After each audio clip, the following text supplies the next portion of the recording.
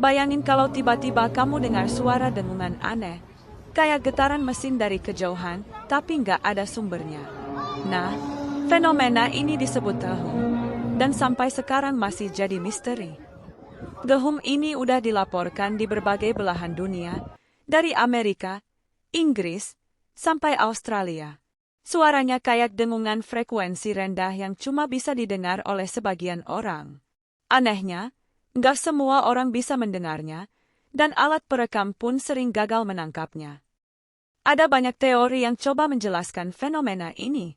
Ada yang bilang itu akibat aktivitas geologi seperti gempa mikro.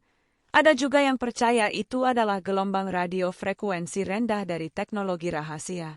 Bahkan, ada yang yakin ini adalah bukti keberadaan makhluk luar angkasa. Gimana menurut kamu? Apa dehum ini fenomena alam, teknologi rahasia, atau sesuatu yang lebih misterius? Tulis pendapat kamu di komentar, dan jangan lupa follow buat fakta unik lainnya.